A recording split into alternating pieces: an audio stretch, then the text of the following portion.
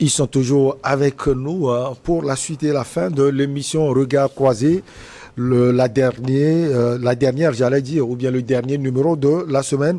Jean Komita Lake et Samir Orosama. Et puis, bon enfant à Bovi. Au Togo, après la phase d'information et de sensibilisation, le processus de déclaration des biens et avoirs a démarré ce mercredi 1er mars 2023, comme annoncé il y a quelques jours par le médiateur de la République, Awa Nana Daboya. En prolude, donc, il y a 3 greffiers et 4 assesseurs qui ont prêté serment et qui vont appuyer le médiateur dans ce mécanisme. On donne la parole à vous, Samir Orosama, on sait que c'est votre domaine. Élucidez-nous sur les différentes phases de cette décision du peuple capital pour la République. Je pense que ce qui est important, c'est d'abord saluer cette clairvoyance des autorités togolaises en renforçant la lutte contre la corruption, la lutte contre l'enrichissement illicite, avec le cadre juridique qui est en train de se renforcer de plus en plus. Donc avec cette loi qui régit, qui encadre la déclaration des biens et des avoirs des hautes personnalités, des agents publics et autres commis de l'État, ça va permettre d'abord de renforcer la bonne gouvernance et ensuite de lutter contre l'enrichissement illicite, de veiller, de faire en sorte que quelqu'un qui gagne 200 000 ne puisse pas à la fin de sa fonction ou à la fin de son mandat puisse se retrouver avec 2 milliards. Sans pouvoir être capable de justifier d'où il sort cet argent-là.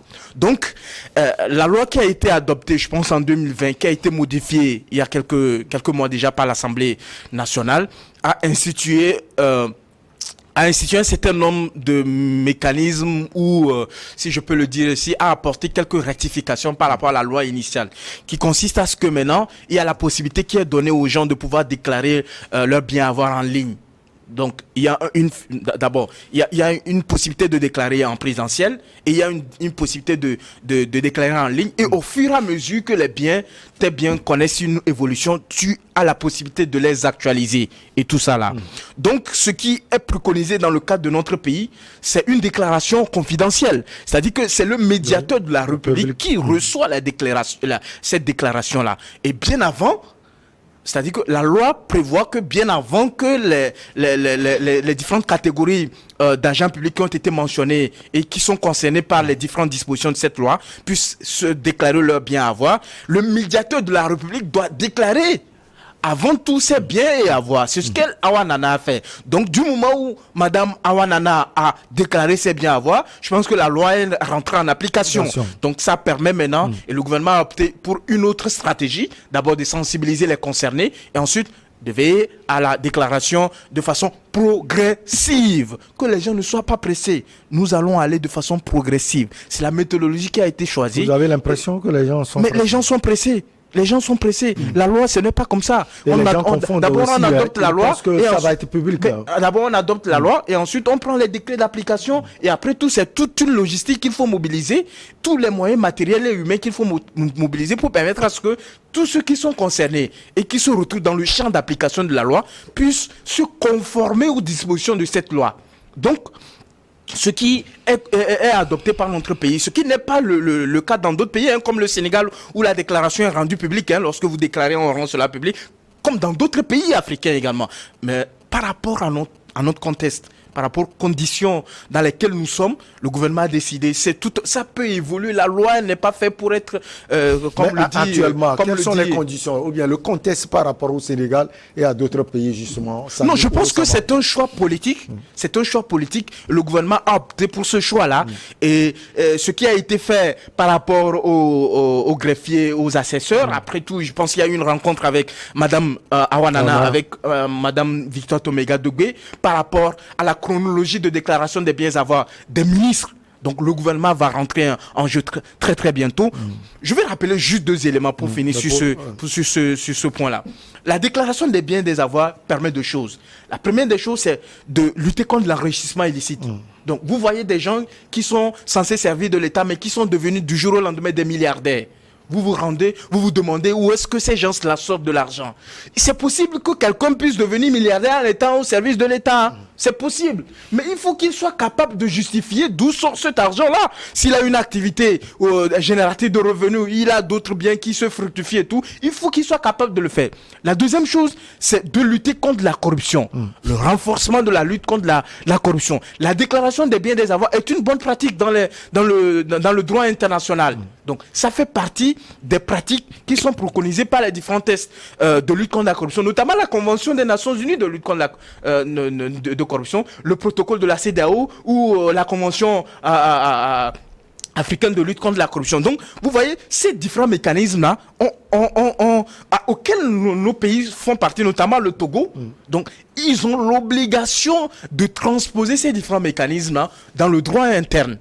Dans le droit national. Donc je pense que c'est une bonne chose. Peut-être on aura le temps de revenir encore plus en détail sur cette loi. Mais je pense qu'il faut déjà saluer l'effort et cette volonté manifestée par le chef de l'État d'aller vers cela et de permettre à ce que dorénavant, tous ceux qui sont au service de l'État puissent se conformer à la loi, déclarer leur bien avoir, et permettre qu'on voit clair à la fin de chaque fonction, de chaque mandat, qu'on puisse voir, mais tu as gagné combien, tu n'as pas gagné combien, est-ce qu'à un moment donné tu as volé l'argent du contribuable togolais, et permettre à ce que les sanctions qui s'appliquent puissent être appliquées. Donc je pense qu'il faut saluer et veiller à ce que cette loi soit appliquée de bout en bout. Il faut aussi noter que cette déclaration des biens et avoirs au Togo concerne les hautes personnalités de l'État qui sont les assujettis de la première catégorie. Ils doivent déclarer les biens immeubles qui sont supérieurs à 50 millions de francs CFA et les biens meubles supérieurs à 20 millions de francs CFA.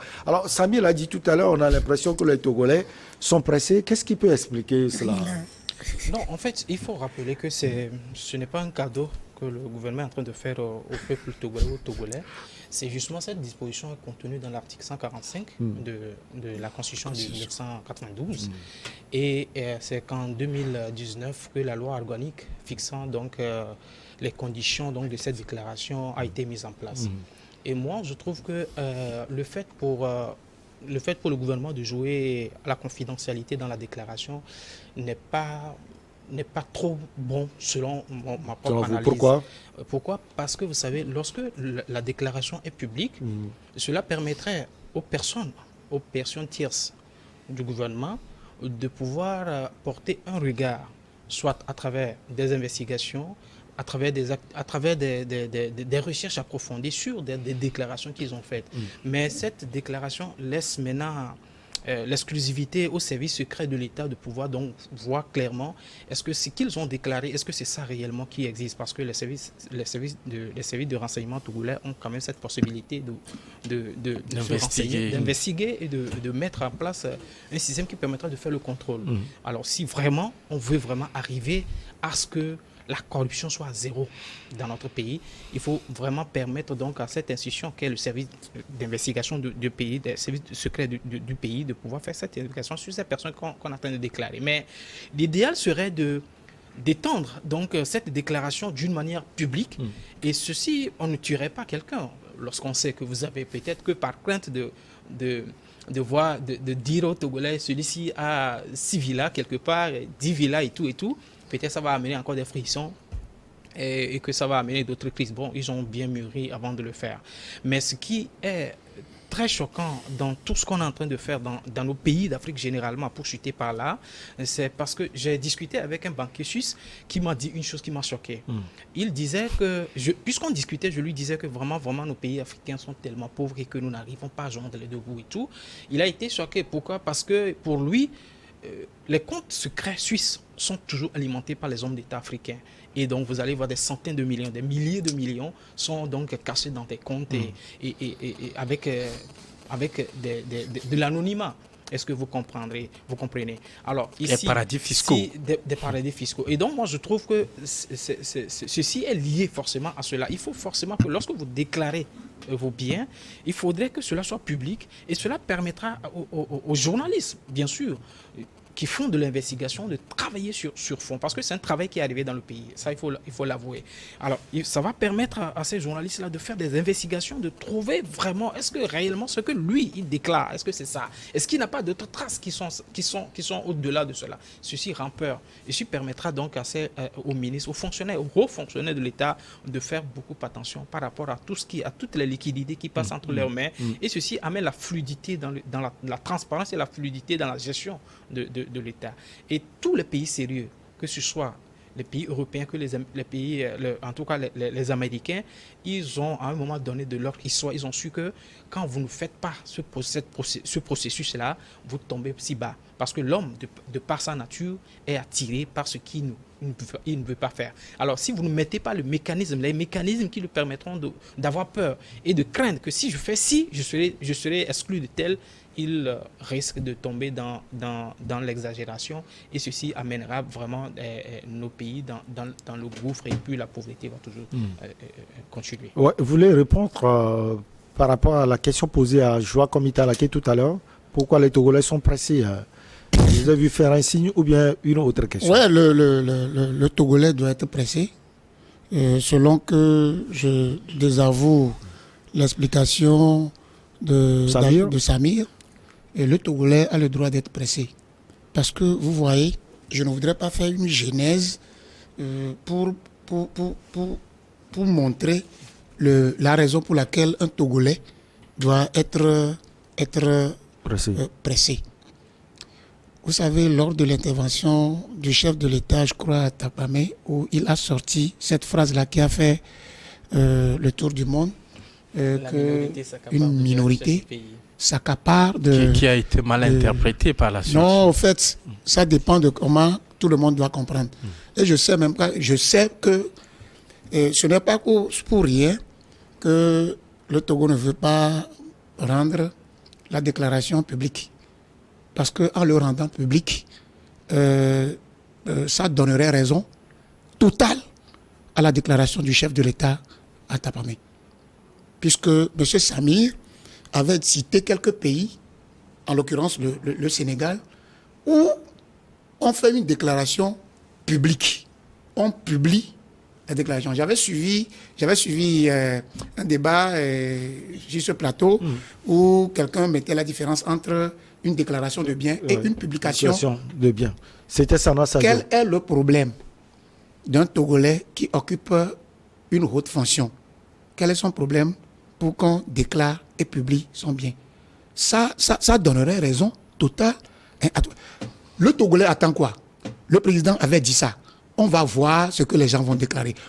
Donc aujourd'hui, je crois qu'ils ont mûri. Et toute cette procédure évoquée tout à l'heure par Samir, selon vous, en voulant marcher ainsi, vous craignez quelque chose? Oui, je ne crains pas, mais je suis prudent.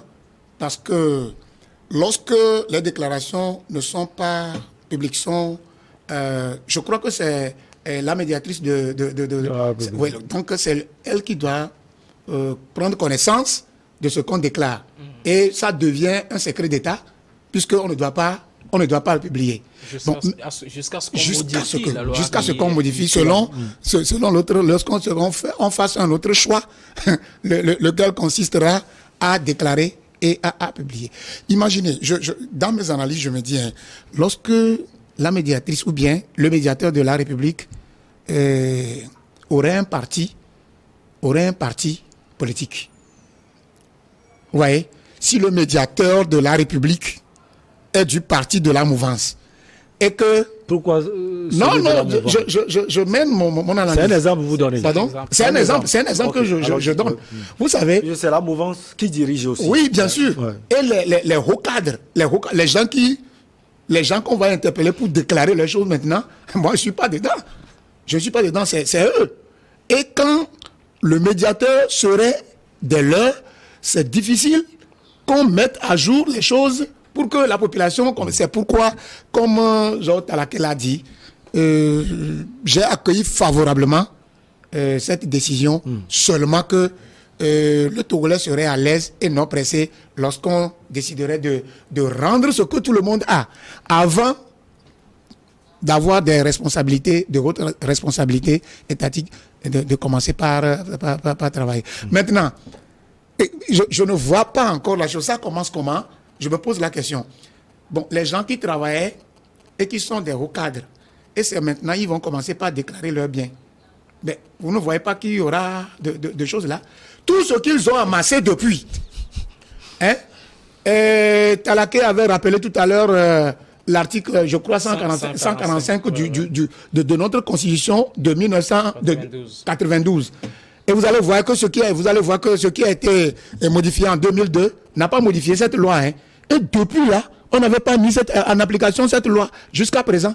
Donc tout ce que les gens avaient amassé et que le président de la République aurait su et l'ayant déclaré, hein, au vu au su de tout le monde. Maintenant, qu'est-ce qu'on va faire de cela? Ça veut dire que les gens là sont redevables, hein, ils sont redevables à la population. Donc il faut qu'on verse ça. C'est pourquoi je dis que Aplusia dont vous parlez, qui fait figuration, moi je ne veux pas dire que Aplusia ne fait pas son travail. Hein. Aplusia doit s'intéresser plus à l'enracinement et à la destruction des réseaux, hein, qui prônent, comment l'appelle-t-on, la corruption dans ce pays. Tant qu'il y aura la corruption, mais les gens auront toujours des termes déclarés. Aplusia n'arrive pas à bien faire son travail, c'est ce que vous voulez dire. Ben, il y a des limites. Il y a des limites. Il y a des limites. Ici, quand on était sur le sujet d'Aplusia ici, moi j'ai donné d'exemples banaux ici. J'ai dit par exemple, j'ai pris l'exemple des gendarmes et des policiers qui coupent la route aux gens pour prendre 1000 francs. Ça, c'est une corruption. Vous voyez un petit douanier. Ne me coupez pas la parole, hein. Vous voyez un petit douanier. Vous voyez un petit douanier a fait quoi? Du quartier. Et d'un coup, 2 ans après, je ne sais pas combien il gagne, 2 ans après, lui seul, il a fait maison. Je ne comprends pas. Et Aplusia est où? Maintenant, on va demander à ces gens-là de venir déclarer quoi? Il faut que les gens soient redevables à ce pays pour qu'ils versent ce qu'ils ont déjà pillé et commencer maintenant à voir ce qu'on va déclarer après. Samir, il y a aussi une autre catégorie, la deuxième, ceux de la deuxième catégorie, bien sûr, notamment les hauts fonctionnaires, les députés des partis politiques vont dévoiler les biens qui sont supérieurs à 20 millions pour les biens immeubles et 2 millions pour les biens meubles. Donc, c'est selon. Oui, mais je voudrais apporter quelques clarifications par rapport aux propos qui sont tenus. Vous savez, ce qui a été adopté dans le cadre de cette loi, et puis quand vous parcourez un peu la loi, j'ai essayé de me rafraîchir la mémoire. Vous voyez le chapitre 5 qui est consacré du droit d'accès à l'information et à la communication. C'est-à-dire que la déclaration, par rapport à la publication, de la liste de ces assujettis à la déclaration des biens et avoirs, on dit que c'est la loi relative au droit d'accès à l'information publique sont applicables donc à cette déclaration des biens et avoirs dans les conditions garantissant la sécurité des personnes et des biens ainsi que l'utilisation non préjudiciable et fiable de cette information. Et quand ça, c'est le premier alinéa. Et quand vous parcourez un peu, vous allez voir que la loi dispose que le médiateur de la République publie au moins une fois par an la liste de ces personnes-là qui ont déclaré leurs biens, la nature de leurs fonctions, les déclarations initiales et d'autres informations qui sont censées être dans le journal officiel de la République togolaise. Et quand vous revenez un peu, donc ça c'est l'article 15, quand vous descendez un peu à l'article 16, on dit que le médiateur de la République est en relation avec la haute autorité, c'est-à-dire que collabore avec, entre autres, la haute autorité de prévention et de lutte contre la corruption et également à la justice, par rapport aux informations dont ils auront besoin par rapport relative donc à une personne qui serait citée dans une affaire et dont on a besoin des informations liées à sa déclaration. Donc, en quelque sorte, ce n'est pas confidentiel stricto sensu, au fait. Ce n'est pas confidentiel stricto sensu, mais ce que la déclaration est encadrée. C'est-à-dire, on ne va pas se mettre à publier la déclaration des gens comme ça. On donne la possibilité à une personne habilitée à le faire, qui est donc le médiateur de la République, qui a ces prérogatives-là de le faire, et il le fait une fois par an par rapport à cela, de façon nominative et tout ça là. Donc il y aura des informations par rapport à ça. Les gens attendent à ce qu'on mette sur la place publique et que ça circule sur les réseaux sociaux par rapport, par exemple, tel ministre a tel bien, il a telle voiture, il a telle somme sur ses comptes, il a tel compte. Mais ça ne se passe pas comme ça. ça ne se passera pas comme ça aussi. C'est vrai, comme je l'ai dit, la loi n'est pas faite pour dormir. C'est-à-dire qu'au fur et à mesure que le gouvernement jugera nécessaire de réviser cette loi pour tenir compte de l'évolution de la situation et au contexte dans lequel nous vivons, le gouvernement le fera. Mais c'est pas le cela gouvernement qui a est montré, le gouvernement a manifesté cette volonté politique de le faire. Attendez que je finisse. Et cela ne crée pas de suspicion. Est-ce que le gouvernement est obligé de le faire? Est-ce que il y a une pression derrière? Non, mais il a dit. Non, attendez. Attends que je termine, que j'aille au bout de mon argumentation. La fois passée, quand il y avait cette affaire de fonds de Covid, là, hein, on avait publié ça, non? Mais pour plus de transparence, il faut rendre la chose publique. Mais attends que j'aille au bout de mon argumentation. Après, tu vas prendre la parole. Pour que je puisse consulter les choses et savoir combien celui-ci a avant de rentrer dans sa fonction. Je voudrais souligner quelque chose qu'il a dit qui est très importante. Mais cette disposition-là date de 1992. La constitution initiale de 1992. Après, nous avons eu plusieurs révisions. Elle est toujours restée là-bas. Et on a eu les gouvernements successifs. Est-ce qu'à un moment donné, un gouvernement s'est senti nécessaire de pouvoir le faire? Non. C'est-à-dire qu'il faut être conscient qu'il y a des efforts qui ont été faits. Et aujourd'hui, nous avons la loi. Ce que nous pouvons faire, c'est de faire un plaidoyer pour que la loi puisse être de plus en plus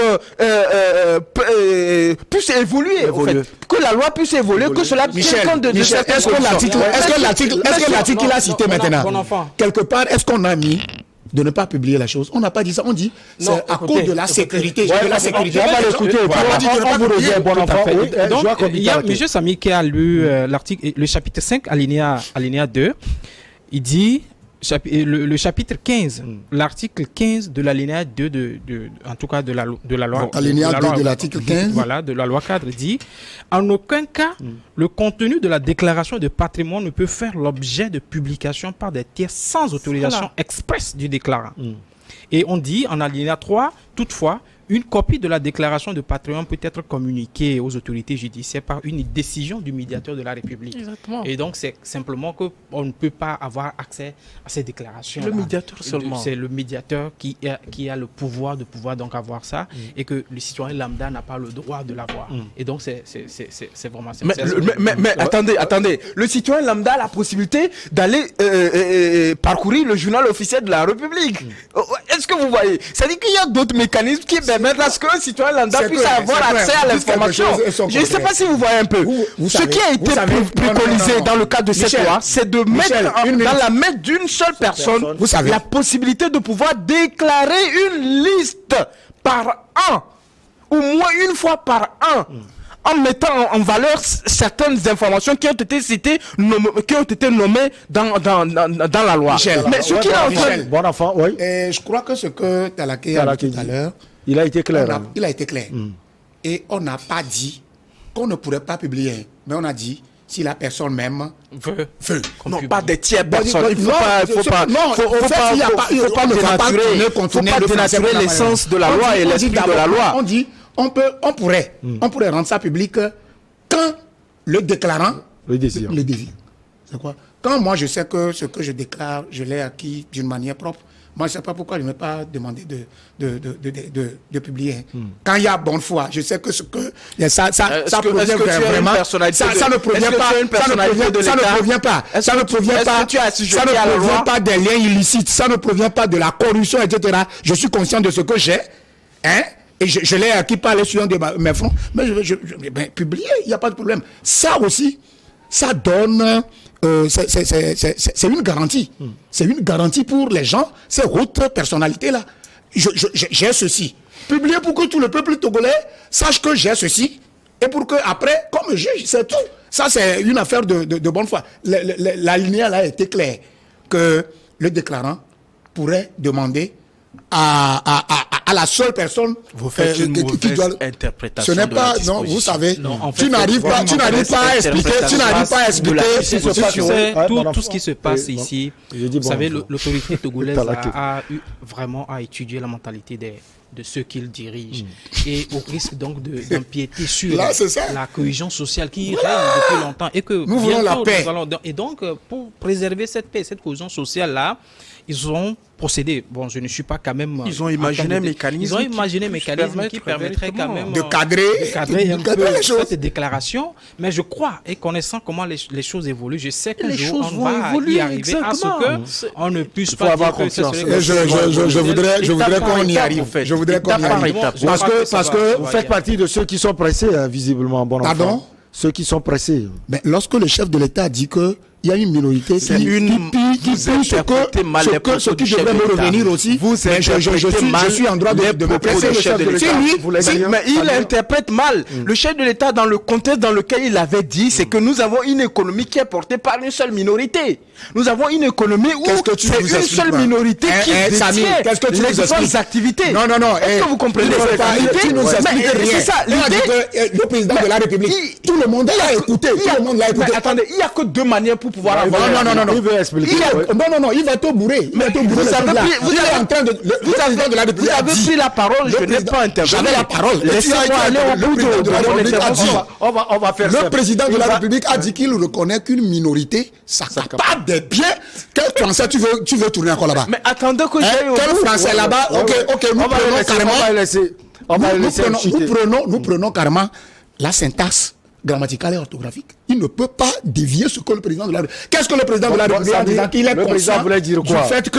Qu'est-ce que le président Parce veut que dire? les gens en Monsieur parlent. Samir. Moi, Votre je n'ai pas explication la sera- prétention d'expliquer de façon Tu manques de littérale. mots. Tu ne peux plus expliquer. façon Tu manques de mots. On va l'écouter. Je on n'ai va pas la l'écouter. prétention d'expliquer de façon littérale une expression française. J'explique le contexte dans lequel cela a été Très dit. vite, en une minute. Vous savez, quand il parle des biens, les biens qui nous appartiennent à tous, c'est composé de plusieurs éléments. Vous avez les biens matériels, vous avez les biens meublés, Expliquez ce que le président dit. Il ne faut pas divaguer. C'est ce qu'il fait. C'est ce qu'il fait. Bon, Non, il faut qu'il aille. allez-y, Parce que allez-y. nous n'avons pas de Il n'y a que temps, deux là. manières pour gagner de l'argent dans la vie. Soit vous êtes un fonctionnaire, ou vous êtes un salarié, vous avez un revenu mensuel. Soit vous êtes un opérateur économique, vous avez une activité qui vous génère de l'argent. Il n'y a que deux manières pour gagner de l'argent. Le reste, ça s'appelle du détournement de fonds, du vol. Le chef de l'État avait dit ceci.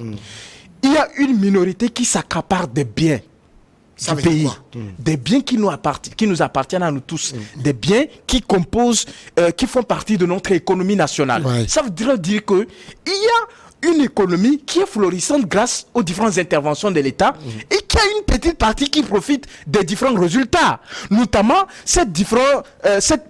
ce groupe de personnes détient Donc, une il ne grande voulait partie, pas parler de mais une pillage. grande partie de l'économie du pays. C'est de faire en sorte moi, que, je pense c'est de que faire en le sorte chef que, de est-ce que je peux aller au bout? C'est de faire en sorte que les différents résultats des efforts qui sont consentis au cours de ces dernières années profiter dans à tous. l'économie puissent profiter à Monsieur tous. Samir, tu ne vas pas me convaincre. Tu ne vas pas me convaincre. En fait, pour chuter, vous savez, le chef de l'État, en déclarant, en disant publiquement qu'il y a une minorité qui s'accapare des richesses ou des biens du pays, il était conscient qu'à un moment donné de l'histoire de notre pays, il y avait quand même une corruption qui a atteint un niveau important. C'est ça que Alors, Samir pour doit pouvoir comprendre. pour pouvoir taire et essayer de faire évoluer la mentalité, il est allé faire cette déclaration. Maintenant, bon, quitte à d'autres personnes aussi de pouvoir faire aussi leur interprétation. Sinon, à mon sens, je pense que le chef de l'État est au courant. Il sait. est conscient. Il est conscient que de ce qui se vraiment passe. la corruption est arrivée à un moment où il faut taper du poing sur la table pour dire écoutez, ça va, il faudrait que nous puissions faire les choses telle en sorte que le peuple, le lambda, le Vous citoyen savez, lambda ça a puisse en été un bénéficier. plaisir de vous avoir Non, sur ce plateau. c'est la raison pour terminer. laquelle, c'est la raison pour laquelle que je concède favorablement cette décision selon laquelle il faut déclarer les biens. Ouais, on a compris. Merci beaucoup à vous, chers amis, et surtout les experts de ce jour. Joachim Italake, vous êtes journaliste, directeur de publication de Afrique Plus. Merci également à vous, Samir Ouro Sama, juriste, défenseur des droits humains. Merci aussi à l'enseignant, bon enfant Bovi, et surtout analyste politique. Infini merci à vous. On se retrouve la semaine prochaine, toujours avec le même plaisir. Demain, on se retrouve dans votre émission, Le Monde en 7. À très bientôt.